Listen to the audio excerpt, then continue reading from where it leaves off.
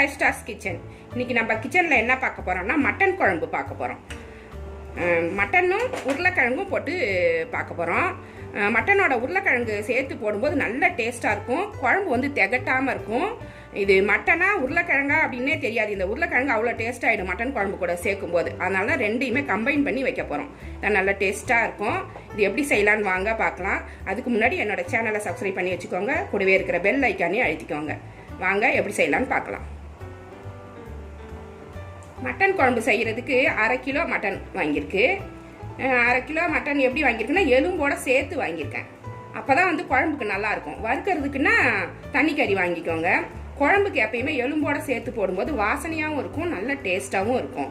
அதனால தான் நான் வந்து எலும்போட வாங்கியிருக்கேன். 1/2 கிலோ எடுத்திருக்கேன். இதை நல்லா கழுவி சுத்தம் பண்ணி ரெடி பண்ணி வச்சுருக்கேன். மட்டன் எப்படி சூஸ் பண்ணணும், எப்படி வாங்கணும் அப்படின்னா, ரொம்ப சின்ன குட்டியோட ஆடெல்லாம் வாங்கினீங்கன்னா சவ்வு மாதிரி இருக்கும். அது மாதிரி வாங்காதீங்க, அது நல்லா இருக்காது. அது மாதிரி முத்துன ஆடு வாங்கினா கூட நல்லா இருக்காது. நடுத்தரமாக உள்ள ஆடு தான் நம்ம வாங்கி அதை குழம்புக்கு நம்ம வாங்கி எடுத்துகிட்டு வரணும். நம்ம என்ன தான் பொருள் போட்டு குழம்பு வச்சாலும் கறி நல்லா இல்லைன்னா குழம்பு நல்லா இருக்காது. அதனால நடுத்தர ஆடாக பார்த்து நம்ம சூஸ் பண்ணி அதில் இருக்கிற கறியை தான் நம்ம வந்து வாங்கிட்டு வரணும். அப்போ தான் குழம்பு நல்லாயிருக்கும். இப்போ மட்டன் குழம்பு வைக்கிறதுக்கு ஃபஸ்ட்டு நம்ம மட்டனை வேக போட்டுக்கலாம். அப்போ தான் ஈஸியாக நம்ம குழம்பு சீக்கிரமாக வச்சு எடுத்துடலாம். ஸ்டவ்வில் வந்து வெந்நீர் கொதிக்க வச்சுருக்கேன் குக்கரில். அதில் இந்த கறியை சேர்த்து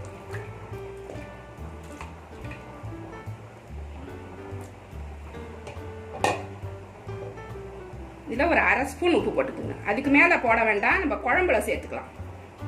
இது கறிக்கு ஒரு டேஸ்ட் கொடுக்கறதுக்காக இப்போ கொஞ்சமாக சேர்த்துக்கிறேன். கூடவே ஒரு 1/2 ஸ்பூன் மஞ்சள் பொடி.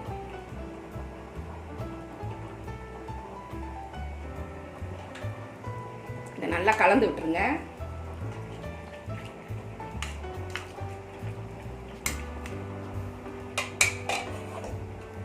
குக்கரை மூடிடுங்க.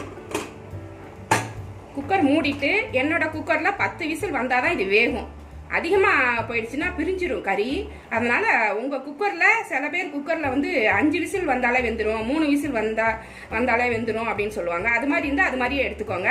அதிகமாக வச்சிடாதீங்க, கறி வந்து தனித்தனியாக பிரிஞ்சு போயிடும். அதனால் சரியான விசில் வச்சு உங்கள் குக்கர் எப்படி இருக்குது டைப்பு அப்படின்னு பார்த்து அதுக்கு மாதிரி வச்சுக்கோங்க. என்னோட குக்கர் வந்து 10 விசில் வந்தால் தான் வேகும். 10 விசில் வர்ற வரைக்கும் நம்ம வெயிட் பண்ணணும். மட்டன் குழம்பு வைக்கிறதுக்கு வானல் ஸ்டவ்வில் போட்டு சூடு பண்ணியிருக்கேன். இது சூடாயிருச்சு. நம்ம வந்து நல்லெண்ணெய் சேர்த்துக்கலாம். மட்டன் குழம்புக்கு நல்லெண்ணெய் ரொம்ப நல்லாயிருக்கும். கொஞ்சம் கூடுதலாகவே சேர்த்துக்கோங்க. அப்போ தான் குழம்பு வந்து டேஸ்ட் கொடுக்கும். எண்ணெய் சூடானவுடனே நம்ம தாளிச்சிக்கலாம். எண்ணெய் சூடாயிருச்சு, நம்ம இப்போ தாளிச்சிக்கலாம். ஏலக்காய் ஒரு 5 ஏலக்காய் எடுத்து வச்சுருக்கேன். ஒரு 6 ஏலக்காய் எடுத்து வச்சுருக்கேன். கிராம்பு அது மாதிரி 6 வச்சுருக்கேன். ஸ்டார் பூ 2 மராட்டி மொக்கு, கொஞ்சம் சோம்பு, இந்த பிரிஞ்சி இலை, பட்டை எடுத்து வச்சுருக்கேன்.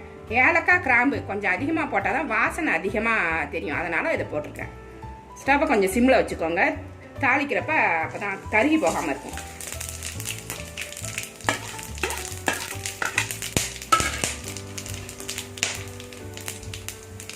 ஒரு 200 கிராம் சின்ன வெங்காயம் கட் பண்ணி வச்சுருக்கேன். அதை இது கூட சேர்த்துக்கேன். சின்ன வெங்காயம் தான் இதுக்கு நல்லாயிருக்கும். சின்ன வெங்காயம் இல்லை வீட்டில் அப்படின்னா மட்டும் பெருசு போட்டுக்குங்க. சின்ன வெங்காயம் போடும்போது நல்லா டேஸ்ட்டாக இருக்கும்.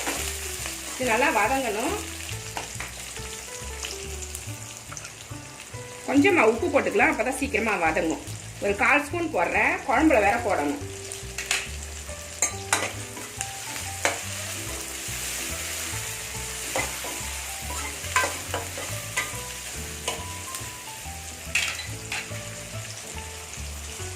வெங்காயம் வதங்கிட்டு இருக்கு. இப்போ கருவேப்பிலை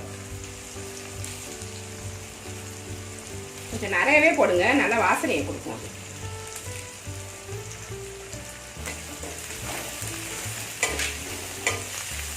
பச்சை மிளகாய் 4 உடச்சி வச்சிருக்கேன். இதையும் சேர்த்து இது ஒரு ஃப்ளேவராகவும் இருக்கும், குழம்பும் டேஸ்ட் வரும் பச்சை மிளகாய் போட்டால். தக்காளி 4 தக்காளி கொஞ்சம் பெருசாக இருந்தது கட் பண்ணி வச்சுருக்கேன். நீங்களும் 4 தக்காளி போடுங்க, நல்லா டேஸ்ட்டாக இருக்கும். அப்போ தான் குழம்பு திக்காக வரும். இது நல்லா வதங்கணும்.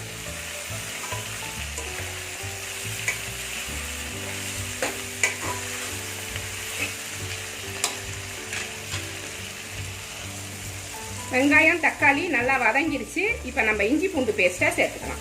கொஞ்சம் நிறையவே சேர்க்கலாம், அப்போ தான் டேஸ்ட்டு கொடுக்கும். நான் ஒரு 4 ஸ்பூன் போடுறேன். இது ஒரு சின்ன ஸ்பூனாக இருக்குது, அதனால் 4 போடுறேன். போட்டு வதக்கிக்கலாம்.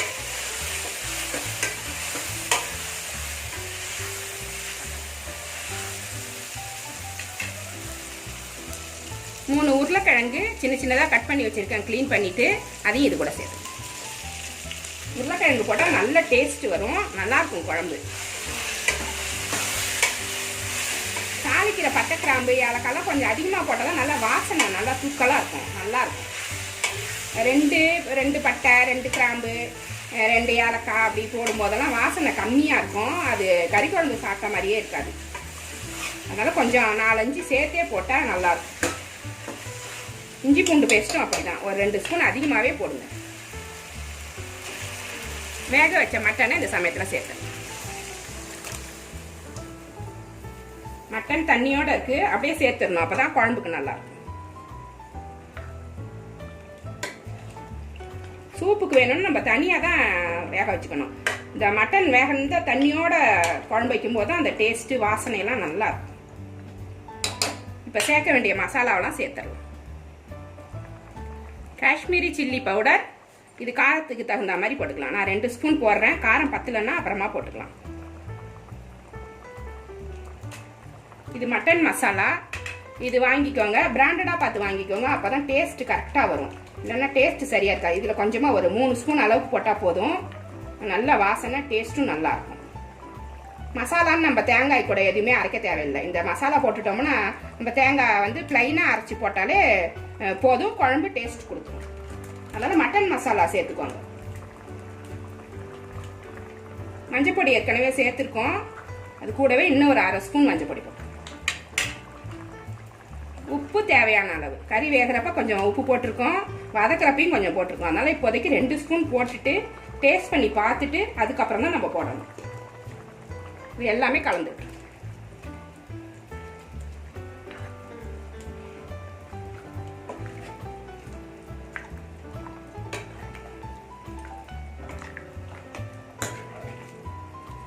காஷ்மீரி சில்லி பவுடர் தான் போடணும்னு இல்லை, தனி மிளகாத்தூள் போட்டுக்குங்க. நீங்கள் வீட்டில் இருக்கிறத போட்டுக்குங்க. நான் சும்மா கலர் நல்லா இருக்குமேனு போடுறேன், மற்றபடி டேஸ்ட் எல்லாம் ஒன்றுமே மாறாது. 2த்துல எது வேணால் போட்டுக்கலாம். காஷ்மீரி சில்லி பவுடர் போடும்போது நல்லா கலர் ரெட்டிஷாக வரும், அதுக்காக போட்டிருக்கேன். கொத்தமல்லி புதினா கழுவிட்டு கட் பண்ணி வச்சிருக்கேன், அதை இது கூட.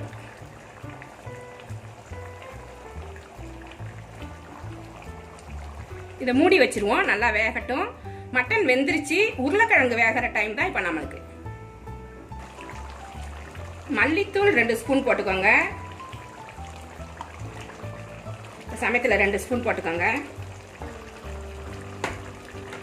கொஞ்சமாக மிளகுத்தூள், இது ஒரு டேஸ்ட்டாக இருக்கும், இது போட்டிங்கன்னா ஒரு 1/2 ஸ்பூன் போட்டு இதையும் சேர்ந்து கலந்து விட்டுருங்க, அது வேக.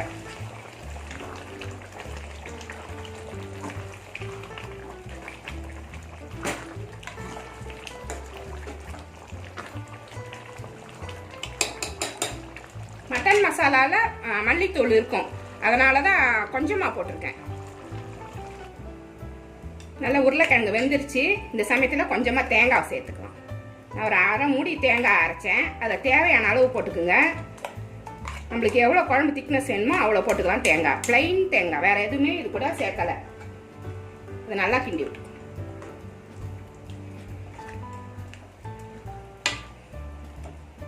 தேங்காய் போட்டுட்டு ஒரு 5 நிமிஷம் இருந்தால் போதும், குழம்பு ரெடி ஆயிடும். எல்லா பக்கமும் கலக்கிற மாதிரி நல்லா கலந்து விட்டு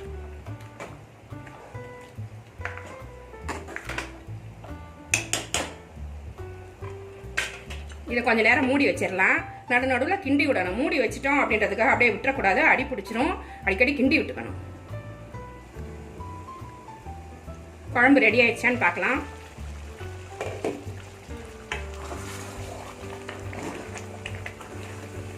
இந்த மாதிரி வரணும், இதுதான் குழம்பு பக்குவம். இப்போதான் நல்லா இருக்கும், டேஸ்ட்டாக இருக்கும். ரொம்ப தண்ணியாக இருந்தாலும் குழம்பு நல்லா இருக்காது, ரொம்ப திக்காகவும் இருக்கக்கூடாது. இந்த மாதிரி இருக்கிறப்ப இறக்கிடலாம். இந்த சமயத்தில் கொஞ்சமாக நல்லெண்ணெய் சும்மா கொஞ்சமாக ஒரு 2 ஸ்பூன் மேலே ஊற்றி விட்டுருங்க. கொத்தமல்லி புதினாவையும் லேசாக தூவி விட்டுருங்க.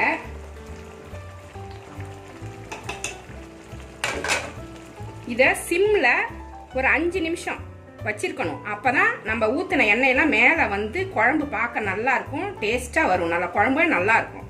அதனால இது ஒரு சிம்மில் வச்சு ஒரு 5 நிமிஷம் அப்படியே இருக்கட்டும். அப்புறம் தான் இது ரெடி ஆகும். குழம்பு சூப்பராக ரெடி ஆயிடுச்சு. இப்போ ஒரு சர்விங் பவுலுக்கு அதை எடுத்துடலாம். மட்டன் குழம்பு சூப்பராக ரெடி ஆயிடுச்சு. நல்லா காரசாரமாக நல்லா டேஸ்ட்டாக ரெடி ஆயிடுச்சு. இது மாதிரி நீங்களும் உங்கள் வீட்டில் செஞ்சு பாருங்க. இதில் நிறைய வெரைட்டி இருக்கு. இதுலேயே நம்ம குழம்பு மிளகாத்தூள் போட்டு ஒரு மட்டன் குழம்பு வைக்கலாம். நம்ம மசாலாலாம் வறுத்து அரைச்சி போட்டு அது ஒரு வெரைட்டி இருக்கு. இது மாதிரி நிறைய வெரைட்டிஸ் இருக்கு. நான் நிறைய ஒன்றா அப்லோட் பண்ணுறேன். நீங்கள் வந்து இந்த ரெசிபி பிடிச்சிருந்தா என்னோட சேனலை சப்ஸ்கிரைப் பண்ணி வச்சுக்கோங்க. அப்போ தான் நான் போடுற ஒவ்வொரு வீடியோவும் உங்களுக்கு வந்து சேரும். கூடவே இருக்கிற பெல் ஐக்கானையும் அழுத்திக்கோங்க. இவ்வளோ நேரம் என்னோட வீடியோவை பார்த்தா எல்லாருக்குமே நன்றி. Thank you.